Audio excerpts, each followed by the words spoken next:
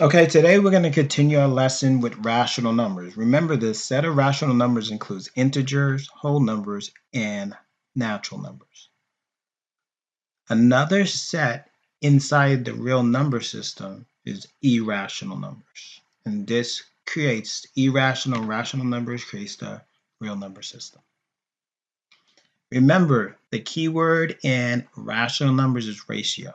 And remember, terminating decimals such as 0.45, repeating decimals, are also rational numbers. Remember, real numbers are either rational or irrational. A number cannot be both rational or irrational. So today we're going to just subtract rational numbers. So if you can solve a problem that looks like this, you may want to pause it. Then you already know how to solve the lesson. I'm about to show the answer, and then you can check it. So pause the video so you don't see the answer. By the end of this lesson, I'll be able to subtract rational numbers, fractions, with borrowing. The essential question is, how does knowing your math facts help in reducing fractions and finding the GCF and the LCM of two rational numbers?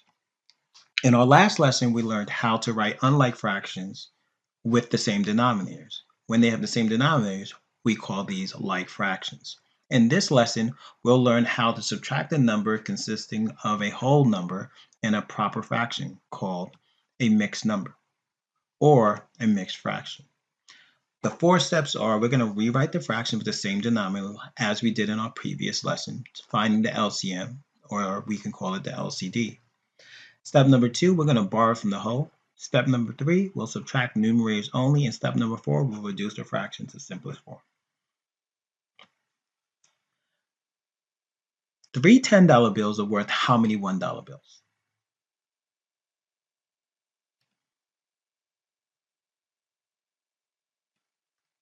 If you answer 30, you are correct. $200 bills are worth how many $10 bills? Blueface, baby. And if you said 20, you are correct. Okay, so take this with you on the next problem. How many halves do you need to have a whole?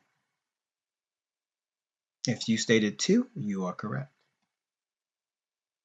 1 half plus 1 half is equal to 2 over 2, and 2 over 2 is equal to 1. 1 whole is worth how many halves? If you stated 2, you are correct. So 1 whole is worth how many thirds? If you said 3, you are correct. 1/3 plus 1/3 plus 1/3 is equal to 3 over 3. And 3 over 3 is equal to 1. So 1/4 is worth how many fourths? And if you stated 4, you are correct. 1/4 plus 1/4 plus 1/4 is equal to 4 over 4, which is 1. So 1/12. So 1 whole is worth how many 12ths? If you said 12, you are correct. So let's subtract. 54 minus 26, we're going to have to borrow from the 5. The 5 is going to become a 4. How much do we add to the 4? If you said 1, that is incorrect. We are adding 10 to that 4, which is 14. So that's why we put the 1 here, because that represents 14. 14 minus 6 is 8. 4 minus 2 is 2.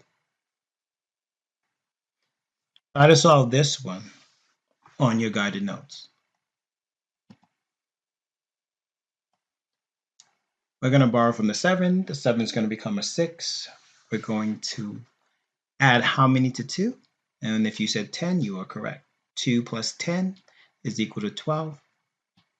12 minus 5 is 7. 6 minus 2 is 4. Answer is 47.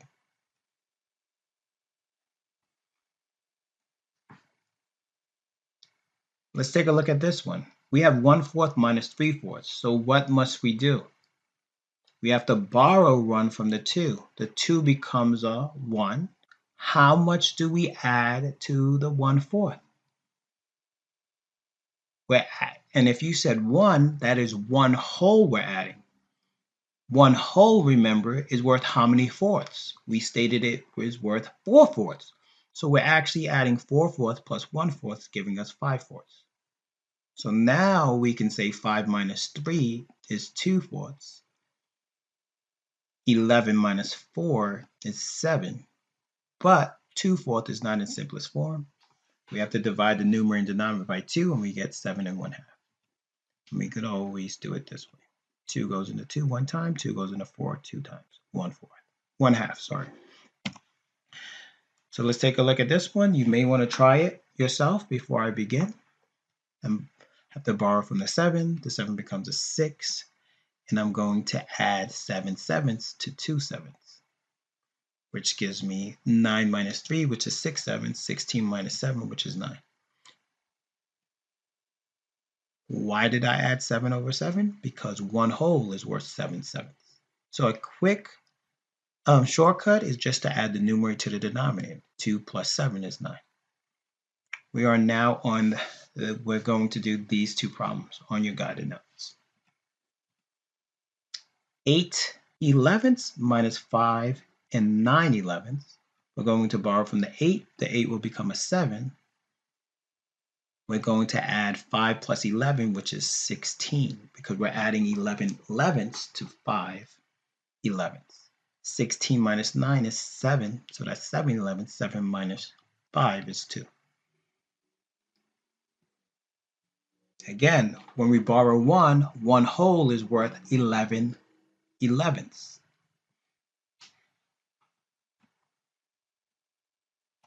Now, when you have 11 minus 4 and 7 ninths, we'll borrow from the 1. The 1's going to become a 0.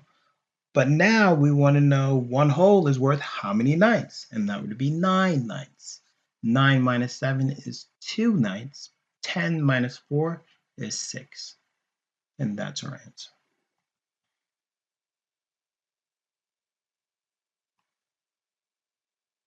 Here's one more if you want to try.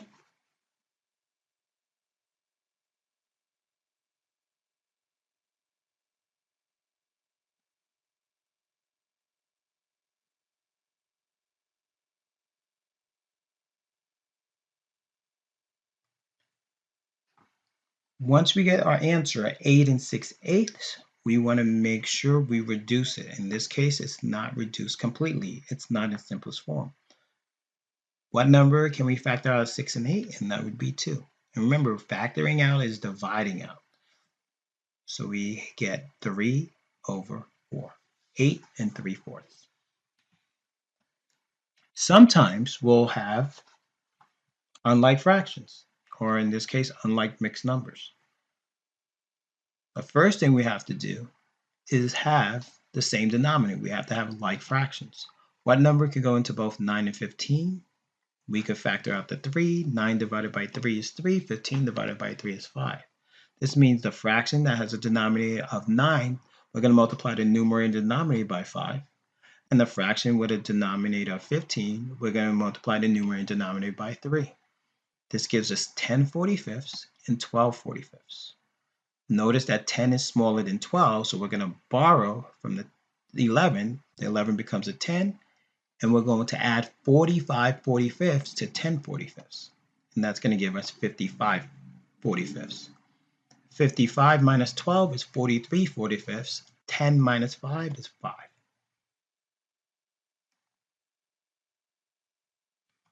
We are now doing the final problem. So you may want to try to do this on your own before I go over it. Pause the video and see where you're at. First thing, remember, we have to get the same denominator, 18 and 12. What number can factor out of 18 and 12 or divide out of 18 and 12? If you said 3 or 2, you are correct.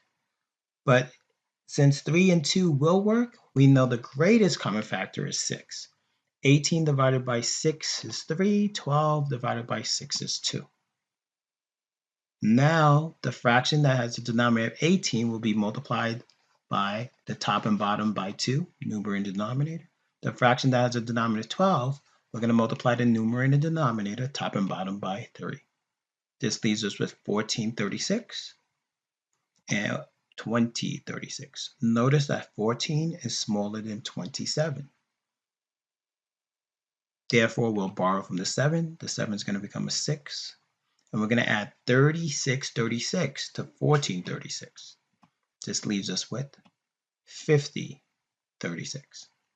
50 minus 27 is 2336. 6 minus 5 is 1. This concludes our lesson for today. You may continue on your guided notes if you would like. We'll finish this up in class. Have a great day. Bye-bye.